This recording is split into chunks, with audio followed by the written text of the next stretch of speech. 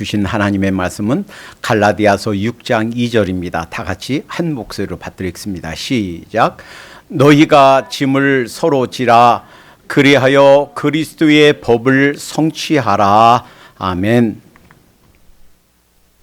예수님의 가르침 중에서 개인적인 가치관과 이 사회의 가치 체계를 흔들어 놓는 가장 혁명적인 가르침 중에 하나는 오늘 말씀 섬김에 관한 말씀입니다. 예수님께서 마태복음 20장 25절에서 27절까지 이렇게 말씀하십니다. 예수께서 제자들을 불러다가 가라사대 이방인의 집권자들이 저희를 임의로 주관하고 그 대인들이 저희에게 권세를 부리는 줄을 너희가 알거니와 너희 중에는 그렇지 아니하니 너희 중에 누구든지 크고자 하는 자는 너희를 섬기는 자가 되고 너희 중에 누구든지 으뜸이 되고자 하는 자는 너희 종이 되어야 하리라. 그러니까 당시에는 겸손, 낮아짐이 미덕이라는 개념이 어디에도 없었습니다. 당시에는 뭐가 미덕이었냐면 용감한 거, 용기, 그것이 당시 미덕이었어요. 겸손, 겸허, 이것은 마치 전염병처럼, 연병처럼 그런 나쁜 것이다 라고 생각했습니다. 왜냐하면 용감해야 다른 나라를 무찌르고 정복하고 나라를 확장하고 부강해지니까. 당시에 로마가 지배하는 당시의 사람들에게 개념은 개인적으로도 혹은 사회적으로도 낮아짐, 겸손, 섬김 이런 개념이 없었어요. 용감한 거, 용맹한 거, 이것을 귀히 여기는 그러한 가치관에다가 예수님이 누구든지 크고자 하면 낮아져야 된다. 으뜸이 되고자 하면 종이 되어야 된다. 이것은 정말 이 사회에 개인적으로 혁명과도 같은 그러한 가르침이었다라는 거예요. 오늘 말씀을 위해서 매주 월요일이면 주보를 만들어 놓고 설교 준비를 해갑니다. 설교 준비를 해가는 내내 참 제 마음이 무거웠어요. 참 색깔로 치면 푸른색, 침울하고 우울한 한 주를 보냈습니다. 그 이유는 지난주 설교, 이번 주 설교를 살펴보면서 제 모습이 보이는 거예요. 주님께서 섬겨라. 영적 훈련에 내면적인 훈련 4가지, 그리고 지금 오늘째 외면적인 훈련 4번째 거 살펴보면서 내가 이 말씀대로 살고 있는가 살펴보니까 아니에요. 다른 사람 그만두고 저만 봐도 가장 성숙이 덜 된 부분이 바로 이 부분이구나. 틈만 나면 누가 인정해주고 섬김을 받지 못해서 맘상하고 분노에 차 있고 왜 나를 인정 안 해주나 속상해하고 이렇게 섬김을 받으려고 하는데 관심 있는 내 모습을 보면서 와, 내가 이렇게 미성숙하구나 하는 것을 살펴봅니다. 지난주에 순종에 대한 말씀을 살펴봤죠. 순종, 이 순종의 정점에는, 순종의 산꼭대기에는 이 말씀이 있어요. 마가복음 8장 34절. 아무든지 나를 따라오려거든 자기를 부인하고 자기 십자가를 지고 나를 좇을 것이니라. 예수님이 나를 따라오려거든, 너희가 정말 본 어게난 크리스찬이면, 주님의 제자로 살 것 같으면 자기를 부인해라. 근데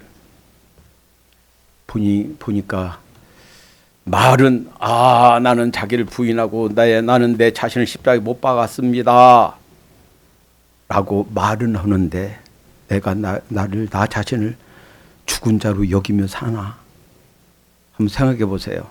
시체는요, 지랄하는 사람이 발로 푹 차도 대답이 없어요. 여보시오, 길 옆에 그 누워 있어 하고서 그냥 따귀를 한 대 팍 때려도 말이 없어. 왜? 죽었으니까. 근데 내 모습 보니까 그렇진 않아. 지나가다가 누가 푹 차면 시체로 죽은 척하고 누워 있다가 벌떡 일어나, 누구야? 누가 내 머리 찼어? 그 모습이 내 모습이구나. 마가복음 10장 29절 30절. 내가 너에게 이르노니 나와 및 복음을 위하여 집이나 형제나 자매나 어미나 아비나 자식이나 전토를 벌인 자는 금세 있어 집과 형제와 자매와 모친과 자식과 전토를 100배나 받되 핍박을 겸하여 받고 내세에 영생을 받지 못할 자가 없느니라. 정말 나는 나와 복음을 위하여, 우리 주님과 복음을 위해서 다 내려놓는 삶을 살고 있는가? 말은 내려놓는 삶을 살고 있습니다 라고 하는데 실제로 제 삶을 보니까 전혀 아니야. 전혀 아니야. 내가 붙잡고 있어. 내가 돌보지 않으면 어떡합니까?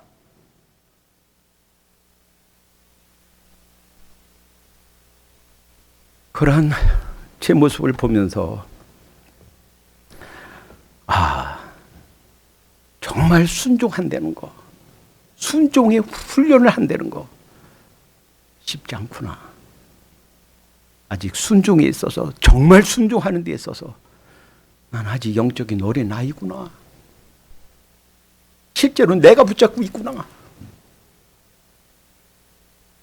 여러분, 참 순종이란 내가 붙잡고 있던 것을 내려놓는 것입니다.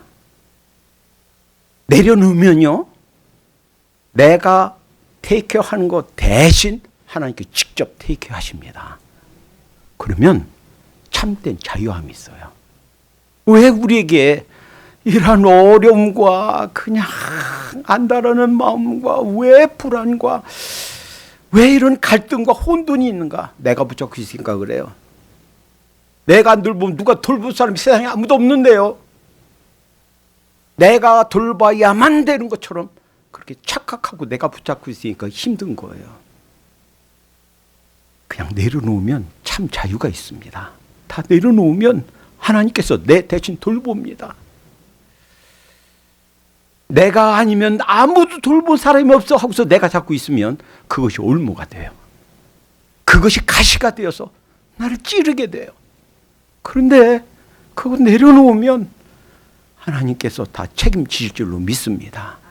그것이 무엇입니까? 우리의 미래, 우리의 노년, 우리의 자식들, 우리의 전토, 그것이 무엇이었든 간에 내려놓으십시다. 참 순종이라는 것은 내려놓는 거예요. 살펴보니까 나는 못 내려놓고 있었구나. 주님은 하나님 앞에 순종해서 십자가에 죽기까지 순종하셔서 나를 구원하셨고 하나님의 아들, 딸 삼아 주셨는데 나는 그거 작은 거 움켜쥐고서 그거 잃어버릴까 봐, 그거 다른 사람 뺏어갈까 봐 그거 붙잡고 내가 안달복달하고 있었구나. 이것이 나의 미성숙한 나의 모습이구나 하는 걸 보면서 참 우울한 한 주를 보냈습니다. 오늘 섬김 훈련, 네 번째 외면의 훈련에 있어서 what, 그러면 섬김이란 것이 뭐냐 하는 what과 어떻게 이 섬김을 할 것인가, 어떻게 다른 사람 섬길 것인가, how의 문제 간단하게 살펴보겠습니다. 십자가가 순종의 표상이라면 예수님이 순종 따라서 십자가에 돌아가신 줄 믿습니다. 그렇다면 수건은 머리 쓰는 건데 여기다 가끔 이렇게 허리에 동이고 일하죠. 수건은 섬김의 표상인 줄로 믿습니다. 섬김이 무엇인가? 다른 사람 섬긴다 하는 것은 무엇인가? 누가복음 9장 46절에 제자들 가운데 싸움이 벌어졌어요. 제자들 이렇게 12명 늘 데리고 다녔잖아요. 누가 더 크냐? 누가 더 큰 사람이냐? 그래서 싸움이 벌어졌어요. 46절 제자 중에서 누가 크냐 하는 변론이 일어나니 예수님께서 어린아이를 데려다가 세웠어요. 자, 어린아이를 세운 것은 아주 특별한 의미가 있어요. 어린아이처럼 되라. 근데 우리는요, 어린아이 하면 이런 개념만 있어요. 순진무구하고 죄가 없고 그냥 그것만 생각하죠. 근데 어린아이 특징이 또 있어요. 어린아이는 그럼 어떤 특징이 있어요? 어린 거예요. 철이 없어요. 사리 분별 못해요. 6.25 때 공산당이 와서 엄마 아빠가 저 토구 속에 숨었어. 아가야, 어떤 사람 누가 뭐나 잘 봐, 지키고 있어. 자, 애기를 태워놨어요. 공산당이 왔어요. 총 메고 왔어요. 따발총 메고 왔어요. 아가야, 너 착하지? 엄마 아빠 어디 숨었어? 저기요. 자기가 그것 때문에 엄마 아빠 죽는 것도 모르고 저기요. 철이 없어요. 사리 분별 못해요. 앞뒤 못 가려요. 이것이 어린애예요. 그런데 어린애 세우고서 이런 말씀하시는 거예요. 저에게 이르시되 누구든지 내 이름으로 이 어린아이를 영접하면 곧 나를 영접하며, 철부지예요. 사리 분별 못해요. 할 말 안 하면 막해요. 그 자기가 한 말 때문에 엄마 아버지가 죽는 것도 모르고 그냥 일러 바쳐요. 그 어린아이를 받아주래요. 영접하래요. 그러면 누구 영접하는 거예요? 예수님 영접하는 거예요. 또 누구든지 나를 영접하면 나 보내신 이를 영접함이라. 너희 모든 사람 중에 가장 작은 그이가 큰이니라. 어린아이를 영접하는 것이 바로 예수님을 영접하는 것인 줄로 믿습니다. 여러분, 예수님이 우리의 왕이신 거 인정하십니까? 예수님이 우리 인생의 진짜 참 주인인 거 고백하십니까? 예수님이 나의 왕이고 내 인생의 주인이 내가 아니고 예수님이라면 혹시 나에게 지나가다가 발을 푹 찼어도 그냥 죽은 자로서 그냥 침묵하고 어린아이 받아주는 심정으로 받아주십시다. 근데 예수님이 이렇게 말씀하셨어요. 어린아이를 나를 영접하면 누구든지 나를 영접하며 또 나 보내신 이를 영접함이니라. 예수님의 이름으로 어린아이 영접한 것 같이 예수님의 이름으로 그렇게 받아주고 이해하고 관용을 베풀도록 하십시다. 그러니까 여기서 뭐를 볼 수 있는가? 이 섬김이라는 것은 낮아짐과 동시에 간다, 같이 간다 하는 거예요. 자, 섬김이 무엇인가? 예수님이 말로가 아니라 행동으로 한번 보여주셨어요. 이 사건은 예수님이 33년간 이 세상에 사시면서 마지막 돌아가시기 바로 전날, 바로 직전 6월절 잔치 할 때 일어났습니다. 원래 이 유대 개념에는 발을 씻겨주는 사람이 가장 낮은 사람이에요. 자, 6월절 이제 잔치를 하러 갔는데 식사 도중에 예수님이 벌떡 일어나시더니 수건을 허리에 두르시고 그리고 대야에 물을 떠다가 한 사람 한 사람 발을 씻기는 거예요. 그러니까 발을 씻기려면 보세요. 사람들이 의자에 앉아 있습니다. 그 발을 만지려면 내려가야 돼요. 숙여야 돼요. 그리고 그 더러운 발을 만져야 됩니다. 그러니까 발을 씻는 사람이 가장 낮은 사람이에요. 종 중에서도 가장 낮은 종이 그 일을 하게 돼 있어요. 근데 예수님 그러시는 거예요. 베드로가 얼마나 민망했는지, 예수님 제 발은 안 됩니다. 어떻게 감히 선생님이 제 발을 더러운 발, 때 묻은 더러운 발을 씻깁니까? 내가 씻기지 아니하면 나와 상관이 없느니라. 그러세요. 그러면 제 얼굴도 씻겨주세요. 그랬었지요. 그런데요, 그 사건 직후에 예수님이 이렇게 말씀하십니다. 내가 주와 선생이 되어 너희들의 주님, 너희들 인생의 주인이 나다. 내가 가르쳤고 내가 너에게 하늘나라의 그 모든 진리들을 너에게 직접 가르쳤다. 내가 주와 선생이 되어 너희 발을 씻겼으니 가장 낮은 자, 종 중에서도 가장 낮은 종이 하는 일 내가 했다는 거예요. 그래서 너희도 서로 발을 씻기는 것이 옳으니라. 너희들도 서로 발 씻기래요. 내가 너희에게 행한 것 같이 너희도 행하게 하려 본을 보였노라. 그러니까 그냥 겸손은 아주 전염병 같은 그런 개념이고 용감한 거, 그냥 용맹한 거가 최고다라고 하던 사회에 예수님이 낮아져서 겸손해서 섬겨라 라고 본을 보이시고 우주 만물을 지으신 창조주께서 가장 낮은 곳에 내려가서 우리 발을 씻겨주셨다는 거예요. 제자들의 발을 씻긴 것은 바로 우리의 발을 씻겨주신 줄로 믿습니다. 그러니까 섬김이란 무엇인가? 낮아져야 섬긴다. 제가 백내장 수술하니까 의사 선생님이 그 경고를 줘요. 고개 숙이지 마시오. 그래서 고개를 못 숙였어요. 무거운 거 20파운드 이상 들지 마시오. 안압이 올라가면 실명할 수가 있습니다. 그래서 겁나가지고 무거운 거 안 들으려고 가방도 무거운 거 다 내려놓고 가볍게 하고 한 달 동안 지냈습니다. 그런데 생각해 보니까 낮아져야 돼. 고개 숙여야 돼. 섬기려면, 다른 사람 섬기려면 낮아져야 돼. 여러분, 이 말씀을 생각해 보면서 참 기가 막힌 사실을 하나 발견했습니다. 요한복음 13장에 예수님이 발 씻기던 사건, 그런데 그 중에 13장 2절에 이런 말씀이 나와요. 마귀가 벌써 시몬의 아들 가룟 유다의 마음에 예수를 팔려는 생각을 넣었더니, 그 말씀하면서 그 12제자의 발을 씻긴 것을 말씀하십니다. 그럼 한번 생각해 보세요. 예수님이 12제자 발 씻기면서 가룟 유다는 너 말고 너 빼고, 가룟 유다 빼놓고 시켰을까요? 아니지요. 누구까지? 자기를 팔아먹을, 바로 그 밤에 자기를 팔아먹을, 자기를 배신할 가룟 유다까지 발을 씻겼단 말이에요. 낮은, 그 가룟 유다보다 더 낮은 자리에 가서 고개를 숙이고 발을 씻겼단 말이에요.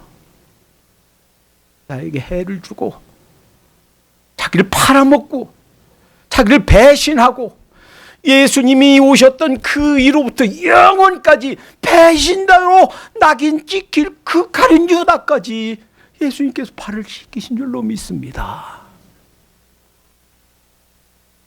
그러시면서 너희도 이같이 행하라. 그러니까 이 명령이 우리한테 와 있어요. 내가 이렇게 주와 선생에 대해서 너희를 섬긴 것 같이 너희 발을, 이 12제자 발 씻긴 건 바로 내 발을 씻긴 거예요. 내 발을 씻겨주셨으니 너희도 역시 그처럼 섬겨라 하는 거예요. 불신자들의 세계에서는 어떻게 하면 누가 인정받고 누가 더 높은 자리에 좀 올라갈까, 누가 누굴 날 좀 인정해 주지 않나, 섬김 받으려고 하는 것이 불신자들의 세계예요. 그러나 주님께서 가르쳐 주신 하늘나라 백성의 마음에 있는 자세는 예수님 가르쳐 주신 대로 낮아져서 어떻게 하면 예수님이 보여주신 이 섬김의 본을 행할 수 있는가 하는 거예요. 그래서요, 이 섬김이 두 가지가 있답니다. 하나는 가식적인 외식의 섬김이 있고, 하나는 참된 섬김이 있다는 거예요. 그래서 이 외식적인 섬김의 특징과 그 다음에 참된 섬김의 특징이 이렇답니다. 외식적인 특징은 사람들에게 보이려고 해요. 칭찬받으려고 해요. 누가 알아주지 않나? 그러면 일부러, 못 알아주면 일부러 얘기를 해요. 제가 이렇게 했습니다. 저렇게 했습니다.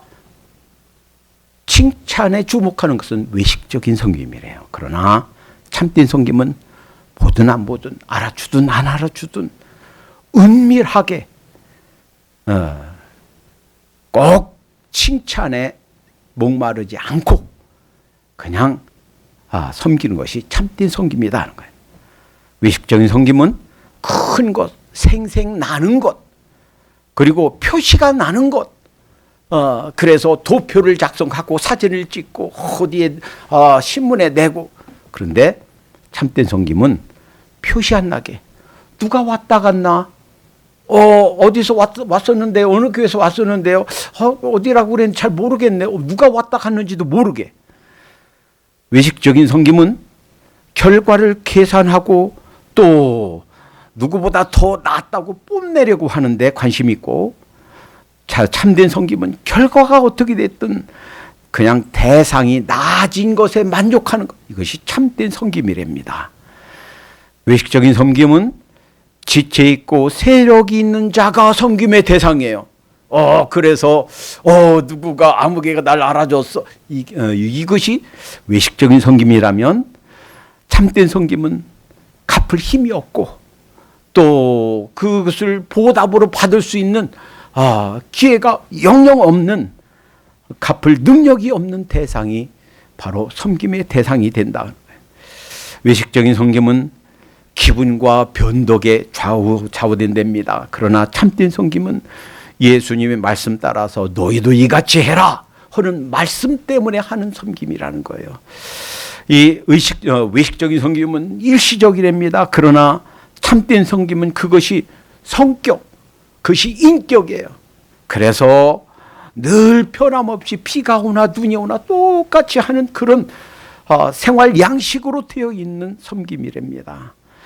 외식적인 섬김은 개인의 역량에, 영광에 관심을 둬요. 그러니까 개인, 누가 나를 좀 알아주고 내 이름이 좀 높임받고 여기에만 관심이 있으니까 뭐가, 공동체가 깨져요. 그런데 참된 섬김은요, 개인은 사라져요. 나는 묻혀버려요. 나는 간데 온데 없고 공동체를 세우고 하는데 공동체가 자기는 희생되지만 단단하게 뭉쳐져요. 이것이 참된 섬김이다라는 거예요. 이 낮아짐과 섬김은 하늘에서 감 떨어지듯이 저절로 뚝 떨어지는 것이 아니다 하는 거예요. 의도적으로 자신을 낮추고 타인에게 그 사람 세워주는 데 관심이 있어서 내가 희생되어야만, 내가 손해 봐야만 이루어지는 그런 것이 참된 섬김, 참된 낮아짐이다라는 거예요. 오늘 주부에 있는데요, 이 사람이 이 대마초를 피웠다가 1년 몇 개월? 1년 3개월인가? 징역 살고 1년 6개월, 집행유예 3년. 그래가지고 약 4년 6개월 동안 아무것도 못한 거예요. 그러니까 노래하는 사람인데 노래도 못한 거예요. 그때 이제 처음 연예인교회 하용조 목사님이, 하용조 전도사님이 연예인교회 만들어서 이제 막 그 전 높은 곳을 향하여 막 찍고 있는데 자기는 거기서 아무것도 못해. 왜? 법으로 금지되어 있으니까. 집행유예 3년, 징역 1년 반, 이 4년 반 동안 아무것도 못해. 그래서 그 사람이 한 것은 가서 기타 하는 거, 노래 부를 사람 기타 조율해주고, 그 다음에 거기 배우들 복음성가 가르쳐주고 하는 것밖에 못했대요. 그저 박수 받지 않는 거, 낮아지는 거, 무대에서 뒤에서 일하는 거, 이것을 하나님께서 억지 훈련하셨다 하는 거예요. 그래서 나중에 목사님에 돼서 저 캘리포니아 코너스톤 교회 담임 목사님이 되었습니다. 이 사람 이름이 가수 이종용, 지금은 목사님이에요. 이 사람이 그거 끝나고 나서, 그러니까 노래도 4년 6개월 동안 노래도 못 부르고 뒤에서 디모도만 하고 하다가 부른 첫 번째 노래가 이거라 그러죠. 난 참 바보처럼 살았군요. 이 노래래요. 히트했었지요. 지금도 잃어버리지 않지요. 참 낮아짐을 배웠구나. 우리 주님이 이렇게 낮아지셨는데. 그러니까 이 낮아짐, 섬김은 저절로 되는 것이 아니라 내가 스스로 희생하고 낮아지고 손해보고, 그럼에도 불구하고 다른 사람을 세워주고 다른 사람이 일어나게 하고, 그것이 참된 섬김이다. 내가 의도적으로 노력해야만 되는 것이다 하는 거예요. 내가 그리스도와 함께 십자가에 못 박혔나니 그런즉 이제는 내가 산 것이 아니오 내 안에 그리스도께서 사신 것이라. 나를 그냥 지나가는 사람이 따귀를 탁 때려도, 지나가는 사람이 발로 탁 차도 나는 죽었으니까 하고 여겨야만 되는 것이 섬김이다 하는 거예요. 이 참된 섬김은 자원함으로 된다. 여러분, 오늘 묵상 시간에 바울이 빌레몬에게 쓴 편지 한 대목을 읽었어요. 이 바울이 빌레몬에게 부탁하는 한 표현이 참된 섬김이 무엇인가 얘기해 줍니다. 생각해 보세요. 빌레몬은 부자였어요. 그 집에서 부리는 종이 도망쳤습니다.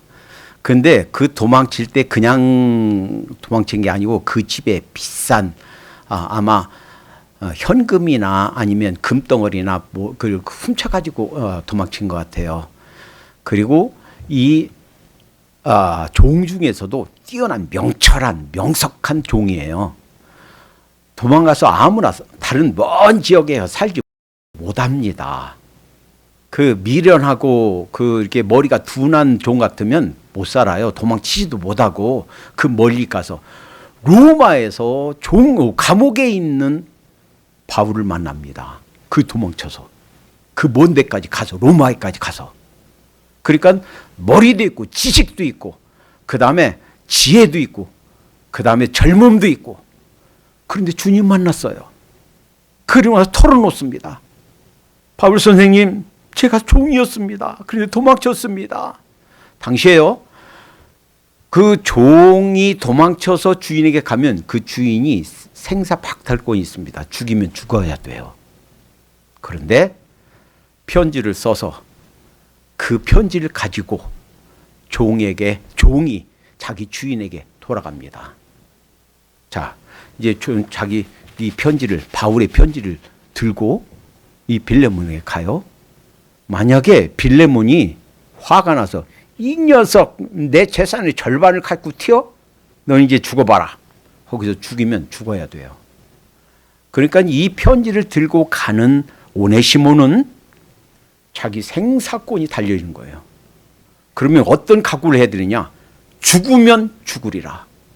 내가 잘못했고 이제는 바울에게 유익한 사람이라고 했어요. 크리스찬이 되었어요. 이제 주 안에서 본 어게난 하나님의 백성이 되었습니다.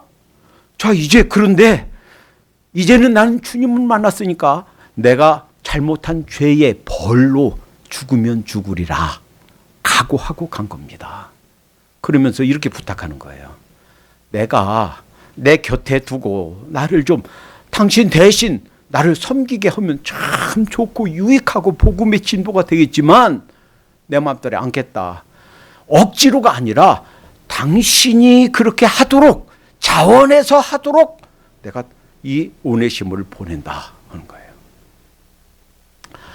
여기에는 이 빌레몬서에는 없지만 그 뒤로 어떤 일이 이루어졌는가 전설에 의하면 빌레몬이 그를 형제로 받아들였다고 합니다. 포게리 다시요. 전에는 내 종이었지만 이젠 내 형제요. 빌레몬도 주님을 만난, 바울을 통해서 주님을 만난 크리스찬이에요. 이제는 형제요. 포게리, 내가 다 잊어버렸습니다. 포게리 하세요. 그리고요, 그를 섬겼대요. 나중에요, 에베소 교회의 담임 목사가 됐대요. 오네시모가. 비록 그전에는 내 종이었지만, 그리고 내 재산 많은 부분을 가지고 도망쳤던 아주 못된 종이었지만, 정말 그리스도 안에서 주님을 만나 새 사람이 되어서 그 돌아온 오네시모를 감싸고 용서하고 그를 품고 그를 지지해주고, 그러니 에베소 교회면 대단한 교회입니다. 담임 목사가 되어서 역사의 한 페이지를 창시했다 하는 거예요. 얼마나 아름답습니까? 이것이 참된 섬김인 줄로 믿습니다. 그러면 어떻게 섬길까? 오늘 본문에요, 너희가 짐을 서로 지라 했어요. 근데 우리말 성경에도 너희가 짐이라고 했어요. 근데 5절에 보면 짐이란 말이 또 한 번 나와요. 5절에 보면 각각 자기의 짐을 질 것임이니라. 근데 우리말도 짐, 영어도 burdens, 짐, 이것만 나와요. 그럼 이게 무슨 뜻인가요? 2절에서는 짐을 서로 지라고 그랬고 5절에서는 각자의 짐을 져라. 그런데 이게 무슨 뜻인가요? 이 말씀 가지고요, 철야 기도하고 밤새 기도해도 몰라요. 왜 그런지 아세요? 이것은 이 짐이라고 표현된 헬라어를 공부해야 이해될 말씀이에요. 이 2절에 나온 짐은 바레예요. 바레, 헬라어로. 이 말은 너무 무거워서 혼자 칠 수 없는 거예요. 이를테면 이런 거예요. 이 오네시모처럼 빌레몬에게 큰 죄를 졌어요. 사람에게 큰 죄를 졌어요. 이것은 빌레몬이 그를 용서하고 받아들이지 않으면 해결이 안 돼요. 이 짐은 함께 지는 짐, 무거운 짐이에요. 그런데 이 5절에 있는 짐은 각각 자기의 짐을 질 것이라. 포르티온 하는 말은 이건 가벼운 짐이에요. 각자가 일상에서 매일 하는 짐이에요. 엄마가 이렇게 설거지하고 밥하면 아빠는 잔디 깎고 외부 일하고, 엄마가 이렇게 도시락 싸주고 애를 보내면 아빠는 그 애들이 이렇게 살아야 된다, 친구 관계 이렇게 해야 된다 가르치고, 엄마의 역할이 있고 아빠의 역할이 있어요. 그러니까 우리 각자가 맡은 사소한 일, 쉬운 일, 그냥 늘 해야 되는 일, 감당해야 되는 일, 그것은 바로 5절에 나온 짐이에요. 각자가 해야 될 일을 충실히 하고, 그리고 혼자 할 수 없는 것, 이 짐은, 무거운 짐은 함께 져라 하는 거예요. 이 말씀에 순종했기 때문에 에베소 교회 담임 목사 오네시모가 역사상에 존재할 수 있었다라는 거예요. 그러니까 어떻게 순종하는가? 피를 돌아보는 거예요. 혹시라도 먹을 것이 없어서 오늘도 굶고 자는 사람이 있으면 내 주머니 털어서 좀 나누고, 그가 정신적으로 너무 외로움과 고독 가운데 있어. 그러면 형제 아무개 다음에 식사 한번 합시다 하면서 얘기도 하고 들어주고, 만약에 그가 하나님 앞에 그 크고 작은 일 때문에 자기가 해결하지 못하고 있으면, 아이고 형제 만납시다, 한번 식사 한번 합시다 하고서 그를 우유해주고 격려해주고 세워주고 필요를 돌아보고 채운다 하는 거예요. 빌립보서 2장 3, 4절에도 오직 겸손한 마음으로 각각 자기보다 남을 낮게 여기고 각각 자기를 돌아볼 뿐더러, 그래서 5절에 나온 짐이죠. 사소한 짐, 자기 일을 잘하고, 그리고서 각각 다른 사람들의 일을 돌아보아. 즉 무거운 짐, 나 혼자 질 수 없는 짐, 그것을 위해서 돌아보라는 거예요. 그래서 나의 기쁨, 바울의 기쁨은 바로 주님의 기쁨이에요. 우리 주님의 마음을 시원하게 해드리는 것은 이 짐을 서로 각각 함께 지는 거예요. 또 하나는 그를 위해서 기도하는 거예요. 여러분, 예수님이 산상수훈에서 너를 핍박하는 자를 위해서 뭐 하라고 그랬어요? 기도하라고 그랬죠. 기도하다 보면요, 주님의 음성이 들려요. 날 어렵게 하고 날 핍박하고 하는 사람, 그를 위해서 기도하다 보면요, 하나님의 음성이 들려요. 비록 나에게 어려움을 주고 이렇게 핍박하지만 그를 위해서 기도하다 보면 그 영혼도 불쌍해 보이고 그 영혼도 품게 되고 그도 주님을 만나서 새롭게 서야 되겠다. 하나님께서 그에게도 나에게도 새로운 하나님의 영광으로 입혀주실 줄로 믿습니다. 주님을 기억하십시다. 주님께서는 여러분과 저 우리의 죄의 짐을 지셨습니다. 그런데 주님께서는 내 큰 평생의 죄짐을 해결해 주셨는데, 대신 쳐주셨는데 형제의 작은 짐을 쳐주지 못한다면 하나님 앞에 어떤 송구스러운 모습으로 설 수 있겠습니까? 기도하겠습니다. 하나님, 주님께서는 저희를 위하여 저희가 평생 감당할 수 없는 큰 죄의 짐을 져주셨는데, 하나님, 우리에게 어려움을 준 자, 하나님, 우리에게 마음 상해한 자, 하나님, 그 짐을 져주지 못한다면 우리 모습이 부끄러운 줄로 믿습니다. 주님, 주님께서 본을 보여주신 것처럼 그렇게 살 수 있도록 인도해 주시옵소서. 아무리 생각해봐도 하나님, 저희들 참된 순종이 없고 참된 섬김이 없는 저희들을 봅니다. 저희 자신들의 모습을 보면서 하나님, 참으로 우울해집니다. 그러나 우리 주님께서 참된 순종, 참된 섬김이 우리 안에서 스스로 나올 수 있도록 주님께서 도와주시옵소서. 오네시모를 향한 필레몬의 마음이 그렇게 주님을 닮아 있듯이 저희들도 그렇게 주님을 닮아 사는 저희가 되도록 인도해 주시옵소서. 하늘의 영광으로, 하늘의 빛으로 저희들 자신들을 감싸 주시옵소서. 예수님의 이름으로 기도하옵나이다. 아멘.